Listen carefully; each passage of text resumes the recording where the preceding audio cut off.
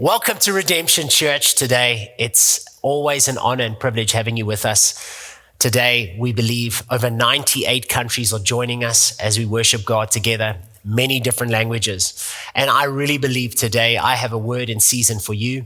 In fact, I believe that today has the potential to do something in your life, to deal with something in your life that might have been there for months, years, decades, that God can actually bring a healing and a wholeness in your life today.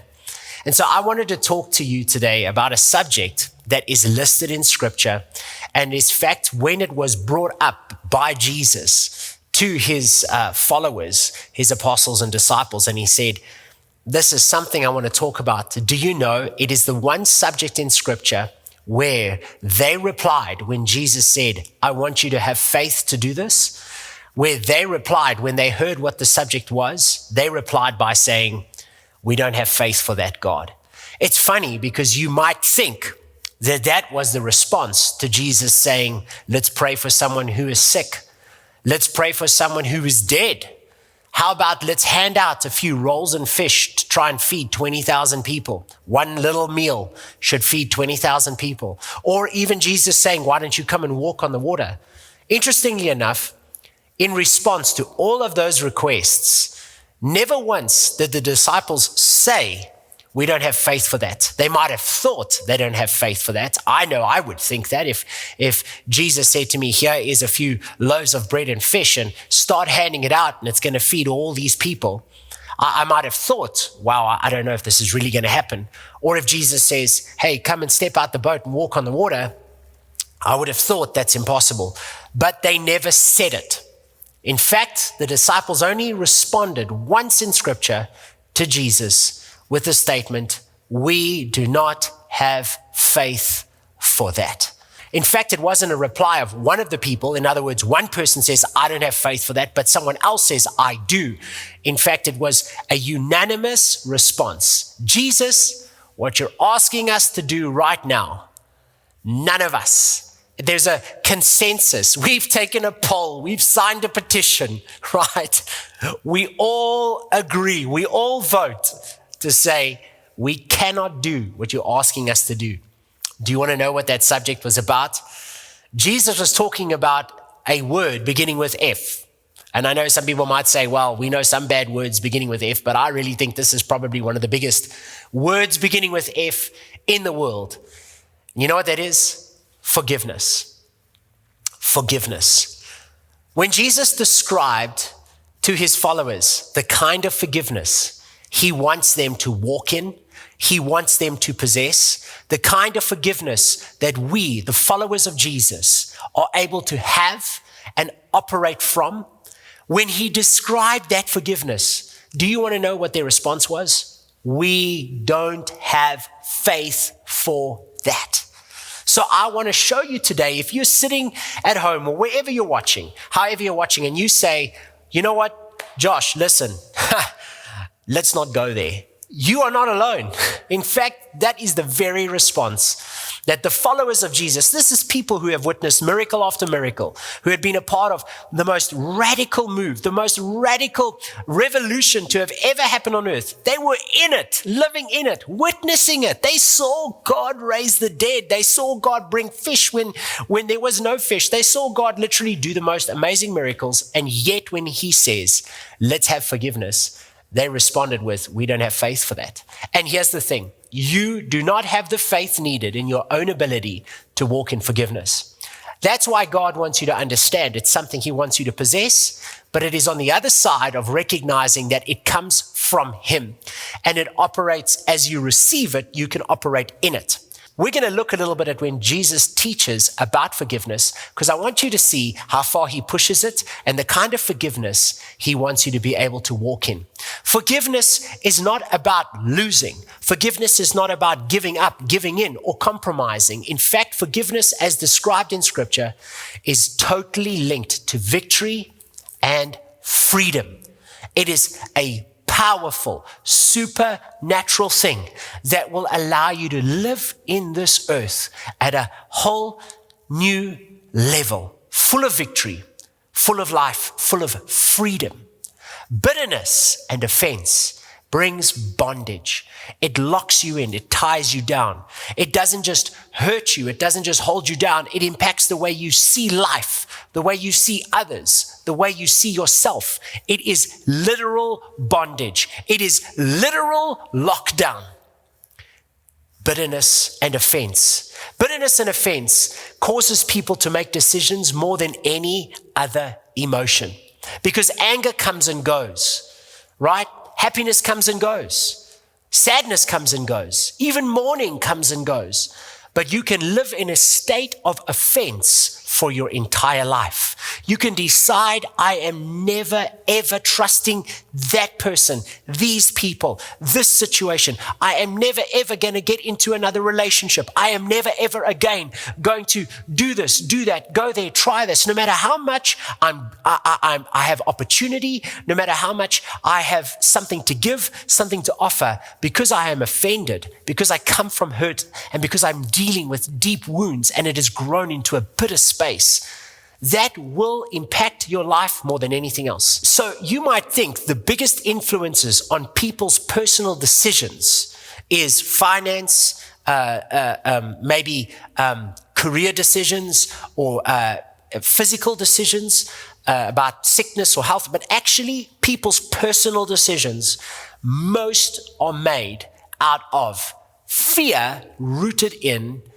hurt and offense. So God wants you to break free from that today, to be free from that today, to not live your life based on what has happened to you, to not live your life based on what people have said about you, what you've thought they've said about you, or maybe even what has happened to you and how people have offended or hurt you. Maybe they've done the most horrible things to you. I want to show you how Jesus talks about this from Scripture, because I truly believe He has your freedom, He has your liberty, He has your victory. He has a life of overcoming on the other side of this breakthrough for you today. We're going to go into the Scripture, Luke chapter 17, where the disciples literally respond, where the apostles say, Jesus, we don't have faith for that. Let's look at how Jesus describes hurt and offense and forgiveness. In verse 1, it says, Jesus says, it is impossible that no offenses should come, but woe to him through whom they come.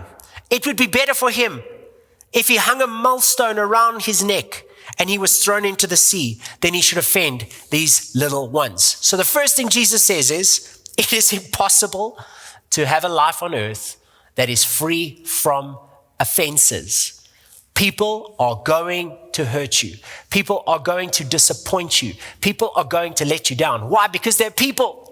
They are not perfect. You know, I even let myself down. I love people. I love my wife. I love my family. I love my friends. I love our church. But the truth is, I let people down. I say the wrong things. I do the wrong things. I even do the wrong things with the best intentions. I say the wrong things with the best intentions. So here's the thing. If I love people and you love people and you still have the capacity to hurt them, come on. We know then that means this life, even Jesus says, it is impossible to live this life without offenses happening. So he says, you're going to have offenses.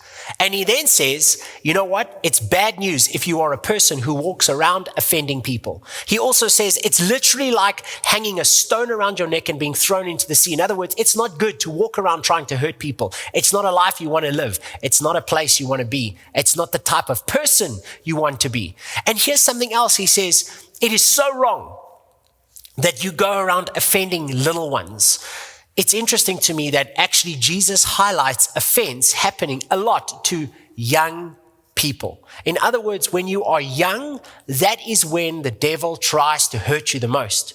It is so interesting to me that people who have gone through great trauma in their childhood, great trauma in their youth, that in those moments, they are fashioned and shaped, and they can literally live an entire life out of that hurt. Maybe some of you watching have been sexually abused when you were a child, when you were young. Maybe you were verbally abused, physically abused. Maybe you experienced great trauma, the loss of a parent, the loss of a loved one. Maybe you were even born without knowing who your parents are. Maybe you had the most horrible childhood. The interesting thing is, the devil doesn't need to get to you as an adult to impact your behavior, he needs to get to you as a child, because as a child, your whole worldview is being fashioned. And that is why the deepest evil on the earth happens to kids. It is mind-blowing how children are targeted for a hurt, for offense, for pain.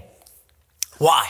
Because when you are hurt as a child, it can walk with you for the whole life, for your entire life. You can have a worldview based on your childhood. But here's the thing. Jesus wants you to know today that is not where he wants you to be living from today onwards. You can experience healing from the deepest, darkest, most difficult hurts. Why? Because we see in scripture that so many followers of Jesus go through the greatest suffering, yet are able to walk in forgiveness by the power of the Holy Spirit, by the power of Christ operating through us. As we receive forgiveness, we can operate in forgiveness. So I want to show you how Jesus then goes on, because the type of forgiveness he talks about is literally supernatural. You cannot do this. Look at this. He says in verse 3, take heed, right? If your brother sins against you, rebuke him. If he repents, forgive him. Now this makes sense to all of us. Okay, if someone hurts me, I can go to him and say, you just hurt me. And then they say, I'm sorry I hurt you. And then Jesus says, forgive him. Person in traffic who just got upset, hooting at us, forgive him. Don't get angry in traffic, okay? I don't know if you heard that, but we just had an interesting thing happen behind us. Anyways, so Jesus says, right, if they repent, forgive. We are all happy with this, because if they repent, they forgive. If someone is sorry, I can let it go. But check it what he says. And if he sins against you 7 times in a day, and he comes back to you saying, I repent, not you could, not you might, not maybe you should. He says, you shall forgive him. Come on now, let's be honest. What is Jesus saying? If someone comes back to you 7 times in a day, let's play this out, right? Josh, I don't like your hair. What hair? I don't like your hair. Okay, that hurts. I don't have hair, so it's hard for you to judge my hair, but fair enough, you judge my hair. I'm just giving a silly example. And I say, that hurt me. And they say, we're sorry. Sorry that hurts you. We're sorry we said that. Okay, fine, I forgive you. But then I hear the same person an hour later talking around the corner. They don't know I'm there. And I hear them saying, I just don't like Josh's hair. I actually, quite frankly, I don't even think it's nice. I don't this. And then I'm like, hey, bro, an hour earlier, I said to you, that hurts my feelings. Oh, I'm sorry. I didn't know you were listening. Okay, yes, I'm sorry for saying that. Now imagine 30 minutes later, they say to me, I just don't like your hair. We spoke about this 2 times already today, man. This hurts my feelings. I'm sorry. Come on now. By 7 times in a day, what is the overwhelming theme Jesus is showing us here? Don't forgive people because they're sorry. Forgive. In other words, if someone has done it to you 7 times in a day, their repentance means nothing because they're actually not sorry, because they're not changing their behavior.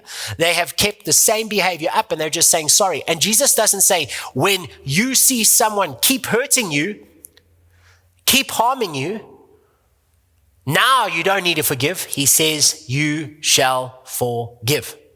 Here's the response of the apostles. Increase our faith. The Bible writes that so beautifully. That's not what they said. This is what they said. We do not have the ability to do that. We don't have faith for that. We don't have faith for that. And let's be honest. All of you right now can think of one person in your life that has hurt you without really being sorry. One person in your life that has done stuff to you, and maybe some of you have a list of people, but all of you right now can think of that person that really wasn't sorry, that really didn't change their behavior, and you are sitting right now going, there's no ways I'm forgiving that person. That person doesn't deserve my forgiveness. And here's the thing. Forgiveness is about you being liberated. So Jesus goes on to teach about this because here's where the revelation is. He says, if you have faith as a mustard seed, you can say to this mulberry tree, be pulled up by its roots and planted in the sea, and it would obey you, right? Here's the thing. I did a study into this tree because I thought, because he likens bitterness and offense to a tree, I want to check it out. Do you know that in scripture, that's not actually a mulberry tree? It's a special type of tree called a sycamine tree. Sycamine tree. Not a sycamore, a sycamine. Now, the reason I have to get specific is because when you study this specific breed of tree that Jesus spoke of, literally, he says, a fence is like that tree, that specific tree. He's highlighting to us a revelation about hurt and pain and unforgiveness. So the sycamine tree has 4 distinct features, different to a sycamore, different to a mulberry bush. Here it is. First and foremost, the sycamine tree grew in the most arid, dry, deserted places. Why? Why was it able to live in the driest places? Because it had the deepest root structures. It could go right down. It could grow in the most deserted, lifeless, waterless environments. So it was all over the desert, plains, especially there in Israel, in that region. It's like a desert in many places where there's no life. So it's interesting that this tree of offense, this tree of hurt, grows in the driest places because its root structure goes right down. It goes into every place. It touches in everything, right? The second thing is, because it was a tree that was able to grow in deserted places, there was quite a lot of it. And its wood was so tough and its wood was so dry that they used to use the bark, the trunks. This tree would get cut down and they would use it primarily to build coffins. Wasn't a beautiful tree, wasn't a tree of expensive wood, but it was a tree that had wood readily available, that was dry and available everywhere. So it ultimately became used as the primary wood to build coffins out of. Think about that. A coffin encases death. A coffin resembles death. And it literally encases your heart where life is meant to be, where hope is meant to be on the inside of you. You're not supposed to wake up in the morning and expect people to hurt you and expect people to take from you and expect people to abuse you. But if you are living in bitterness and offense, you wake up and your perspective, your view, your outlook is one of death. This isn't a life worth living. This isn't a place, there's no hope, there's no faith. It's just rooted in horrible expectation, like your heart and your whole life is encased in a coffin. No fruit, no life, right? The third thing about this tree that's so interesting is that its fruit was very bitter. So it wasn't sweet like the mulberry tree or the fig tree. No, the sycamine's fruit is incredibly bitter. So because the fruit is bitter, no one would eat it. It wasn't like it was sold at markets like figs or mulberries, which are sweet and beautiful and you can eat and enjoy. No, the sycamine's fruit, this tree that Jesus speaks about, its fruit was bitter. So the only people that used to eat it were the people that were starving, looking for a free meal. So you'd walk through and apples would have been taken and oranges or figs and grapes would have been eaten off the trees. But the sycamine fruit was there all the time. So the way people would train themselves if they had no money for food to eat the sycamine's fruit, even though it was there, it was so bitter, is they would eat it a little bit at a time, one bite at a time. And they would train their taste buds to the fruit, train their mouths to be able to handle the bitter taste. And here's the thing, when someone is hurt, when you are hurt, what comes out of your mouth is dark, it's bitter, it's critical, it's hurtful, it's cynical, it's angry. But you know what happens? You don't go there overnight. It's not like you get hurt and the next day you're living in negativity. The next day you're speaking negativity. It takes time for that tree to grow down deep. It takes time for that tree root system to get in and for the fruit to come. But the interesting thing is, as time goes by, your speech changes, and bit by bit, you train yourself to speak negative, to speak harsh, to speak hurtful, to speak angry, to speak distrust. Your mouth gets used to that taste. God doesn't want you living with a bitter taste in your mouth for your whole life. God wants you living with your mouth being a source of life, a source of hope and faith. Your words have such power, and you see how this is such a broken, destructive bondage cycle, because when your lips speak hurt, speak pain, speak brokenness, speak negativity as a result of being hurt. You live hearing negativity, hearing pain, hearing hurt, and that goes back into you, into your spirit, into your head, and it becomes this very, very horrible cycle. And then the fourth thing that I believe will actually really speak to you is about this tree today, is that the sycamine fruit, the way that the sycamine tree is pollinated, it's not through a bee's feet, it's not through the wind, it's not through the bird's feet, it is literally only pollinated. In other words, its ability to reproduce only happens through one activity. It has to be stung by a wasp. The fruit has to be stung to pollinate. It is birthed from a sting. It is born out of a sting. It is reproduced through a sting. Wow. Jesus' wisdom here is so incredible because he's showing you the cycle that is going on here of this fruit. 4 things. It grows in the driest, most deserted places because its root structure goes down deep. Its wood is used to build caskets and coffins. Its fruit tastes bitter and takes time to adapt to. And it's only eaten by people who cannot even afford food. In other words, it's a poverty way of living. It is a poor way of living. It is a low form of living. It is not God's best for you. And lastly, it is pollinated through a sting. It is birthed through a sting, through a moment, through a hurt, through a word, through a happening, through a physical encounter.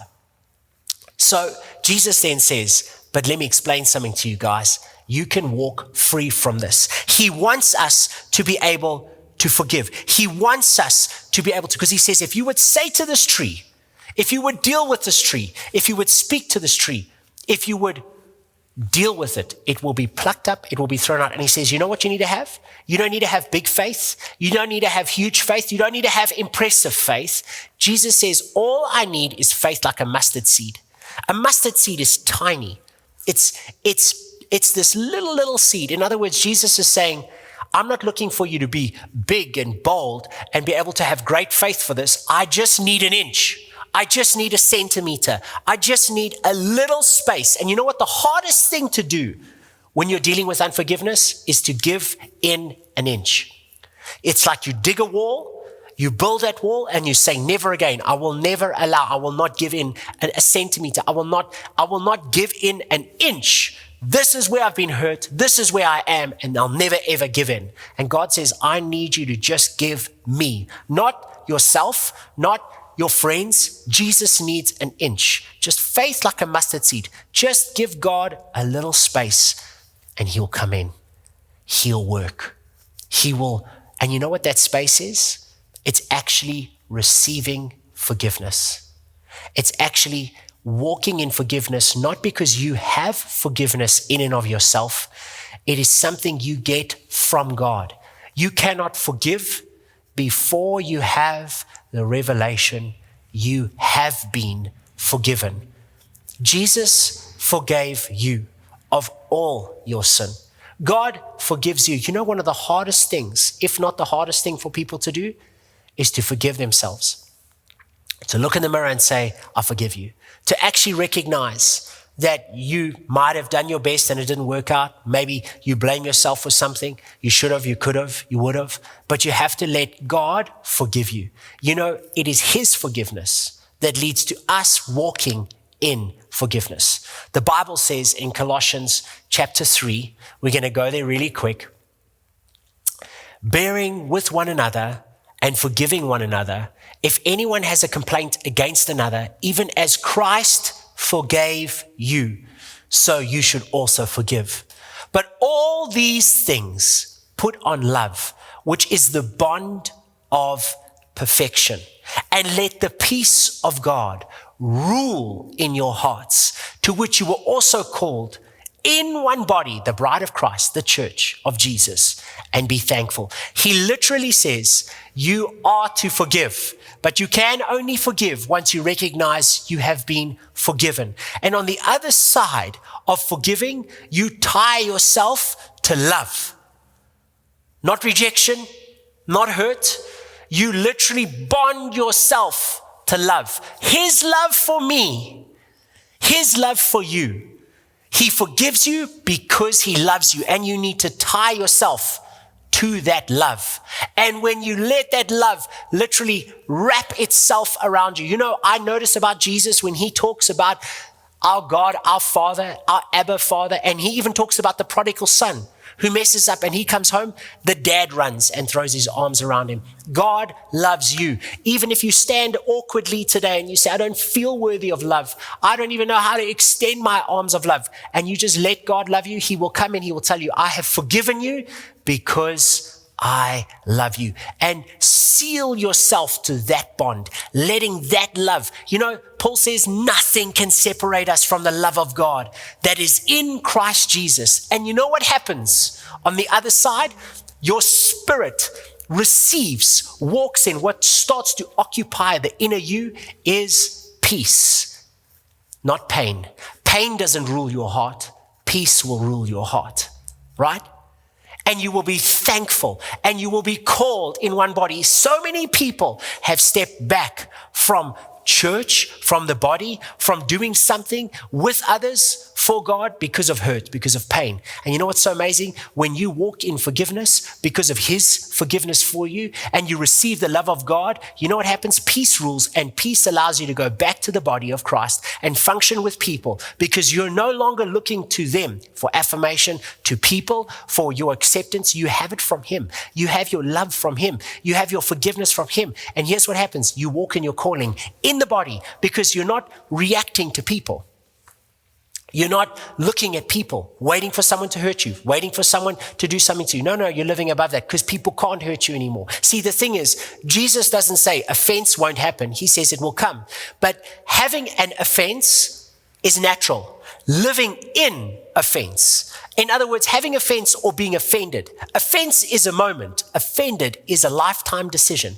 Offended is a decision. I am going to stay offended. You can get offense, but you know what? You bring it back to God. And how do you bring it back to God? God, I know I'm forgiven. You receive his forgiveness. You receive his love, and his peace enters. And you know what happens? You walk in forgiveness. Just like one tree is a curse, the sycamore tree. Another tree is the answer. See, look to the tree where you were forgiven. Look to the tree that Jesus hung upon. And he, from that tree, says, Father, forgive them, for they know not what they do. Jesus took a tree to be the answer to the tree of bitterness, the tree of hurt, the tree of pain, the tree of offense. I want to tell you something. Forgiveness, it's not just a good thing to do. It's actually something powerful. I heard a quote the other day that said, forgiveness liberates the soul, removes fear. That is why it is such a powerful weapon. You know whose quote that is? Nelson Mandela's quote. In our country, in South Africa, we walked through a very difficult time many years back. And Nelson Mandela led a political party into our liberation from the apartheid struggle, where people were literally held captive and hostage in a situation that was so dark and so evil, and so much was going on. But here's the interesting thing. Nelson Mandela was in prison and went through one of the greatest sufferings. In fact, part of what happened to him is he would have to dig a hole in Robben Island where he was held captive, and they would take the hole dug as a grave. And then the one time they asked him to lie in the grave, and the guards, once he was lying in the grave that he dug, they decided to urinate on him. And he had to lie there and be urinated on. He was tortured in the most grueling ways for 20 plus years. And the interesting thing is, he chose forgiveness. He chose to walk in forgiveness. He chose that when he got the opportunity to lead our nation, he was not going to lead with revenge, but forgiveness. Why? Why choose that? I'll tell you why. It is your weapon to see God use you to fulfill the call of God in your life. Forgiveness is something that you need to operate from, because hurt and bitterness will just bring you into bondage. And he himself said, forgiveness liberates the soul. It removes fear. And I see it as a powerful weapon, a weapon of love, not hate, a weapon of hope, not fear. In fact, he went so far in his journey in forgiveness that he decided to do good to the wardens that tortured him. It is well known that on the other side of his release, becoming the president of South Africa, do you know that many of the wardens kept their jobs at Robben Island, the prison where he was held captive, but they were no longer wardens holding people into the prison of fear. No, they worked on the island as tour guides, hosting people, helping tourists. And even one of the wardens said, hey, we used to be wardens of fear and evil and hurt. And now we're here as beacons of hope and light, truly as an example that there is the ability for humanity to walk in a repentance, in a forgiveness, and in a love that is beyond what someone deserves. In fact, one of the wardens that Nelson Mandela was held hostage by, he actually decided whilst he was being tortured to love upon that warden, to say good things over that warden. And he even encouraged that warden to study and encouraged that warden to further himself in his career. And they actually, whilst he's being treated badly, they became friends. Do you know, on the release date of him coming out of prison, he decided to say to that warden, let's hold hands when we walk out of here. Let's show that this is a united country. We're not broken down by the barrier of color and race, but we actually love one another, and we're going to rebuild this nation together. Do you know that that warden's son received a scholarship from Nelson Mandela's trust years later to study himself further? See, the thing is, you have a choice to live in bondage, to literally live in emotional and even physical lockdown, to look at your life and say, because of what happened, I can't dream, I can't look ahead. Listen, I don't know what you've been through, but I know this. Jesus' love and his forgiveness can operate in such a powerful way towards you that it operates through you. And the very people you hated, and the very people that you detested, and the very people that you wanted destroyed, supernaturally you forgive. And supernaturally you start to say, even though they hate me, I love them. Even though they curse me, I pray for them, I bless them. And that is because you have too much to offer this world to live in hurt, offense, and bitterness. I'm going to pray right now with you. If you're watching this, wherever you're watching it from around the world, I want to pray a prayer over you that can release you. And we're going to declare over your life that you can today, from this day forward, not live as a victim, not live in hurt and offense, but actually shift into forgiveness and shift into the space of overcoming all that's happened to you. That you'll be able to walk in a faith that the future doesn't have to be controlled and dictated to by your past. That when people let you down, that when you look around you and you have the ability to be offended because of an offense, you will rise above that because God has a better life for you on the other side of that. Let's pray together right now. Father, I thank you for people watching all around the world. God, I speak into the deepest hurts and deepest pains by the grace and favor and supernatural suffering that our Lord Jesus Christ went through. Today, he declares over each and every single one watching, I forgive you. I love you. I died for you. I used a tree of cursing to redeem you. And we declare over their lives, in their hurts, in their pains, whether it is so deep and dark, sexual, physical, mental, whatever abuse, whatever offense, whatever has happened to them, even in the darkest, most evil spaces, we declare today, God, you will work in their lives. You will come into their hearts. And right now we speak a washing of your peace, your love, and your grace over each and every single person watching. Supernaturally, right now, we release the love and grace of the Holy Spirit into their lives. Father, let this tree, this sycamore tree that has held them hostage, that has held them in a lockdown, that has kept them in the most difficult, terrible emotional state for years and years, today be plucked up by your roots and thrown into the sea. Forgiveness is ours because our Heavenly Father gave it to us at the cross. We choose today to give you an inch, and we expect the love and grace, the Holy Spirit, to flow into their lives right now. Thank you, Father. We're forgiven and we forgive. We are loved and therefore we love. You gave us peace as an inheritance, and therefore we possess peace in our hearts today. We release those people right now. We forgive those people right now. Father, we just release them and ourselves from this terrible hurt and pain, this terrible bitterness. We receive your freedom, your liberty in Jesus' name. Amen.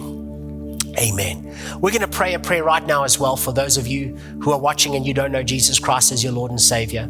You will not walk in the life that Christ has for you without having Him as your Lord and Savior. I'm not talking about a religious decision of what church you go to. I'm talking about a relationship with the God who came and died for you in your place, for every sin, for every disease, for all of your mistakes and failings. He paid that price, and He just wants you to let Him love you. What is it to let Jesus into your life? It is to say, I cannot live a perfect life, and therefore I receive the life you lived for me. The perfect life you lived, the death you died in my place was for me. So I want to pray a prayer with you right now to receive Jesus as your personal Lord and Savior, because I know this is the greatest decision you'll ever make in your life. The most powerful prayer you could ever pray is the one to let Jesus be your Lord and your Savior. Wherever you're watching from right now, just pray with me. Say, Lord Jesus, thank you for dying on the cross for me by your blood that was shed and your body that was broken. All my sin, past, present, and future, has been paid for in full. Today I declare, you are my Lord. You are my Savior. Thank you, Jesus, for saving me. If you just prayed that prayer for the very first time, would you just go below in the comment section, or you can go to our website, all the information below, and just let us know that you prayed that prayer for the first time. Why? Because we'd love to give you a whole bunch of free online resource telling you more about Jesus Christ. We'd love to also pray with you and celebrate you. That's the best decision you could ever make in your life. And keep coming back, watching church. Keep joining us, hearing more about Jesus as you walk with Him as your Lord and Savior. We're going to receive communion together right now. And so I want you in your homes, wherever you're watching from, if you can just grab some juice and some bread. We do this every single time we gather together because we want to see the healing power of our Lord and Savior's work and the wholeness of His redemption work be with us. Communion is such a powerful moment. It's not just about tradition. It's actually about transformation, change. And so right now, wherever you are, just go in your homes, grab some bread, juice, some crackers, some water, whatever you have that can be the body and the blood of Christ as we receive together right now. Let's do it as families in our homes. And so as you take out your bread and your crackers, just know this, that when we are sick, we don't get better before we take medicine. We don't get better before we go see a doctor. No, when we're in need, that's when we look for help in a time of need. And the body of Jesus went through the greatest suffering so that when we are in need of healing, we can receive it by His sacrifice. Even if you don't have faith today for healing, faith today for anything, you sit and you feel defeated and weak and helpless and hopeless, I want to tell you today, Jesus has paid the price. You don't have to have big faith. You just have to know where to access your healing and your wholeness. So, doctors don't say, do you feel okay? And if you feel okay, take the medicine. They say, if you feel sick, just take the medicine. Just take it. Take it. Even if your thoughts aren't great, even if your hope isn't great, even if you're skeptical about, hey, is this going to work? Am I good enough? No, take it, receive it, and let it do the work. So right now we're going to receive. As we take the body of Christ, represented by bread or crackers or anything that you have, right, we're going to speak over it, and then we're going to break it and receive it. So this is the body of Christ, broken for me.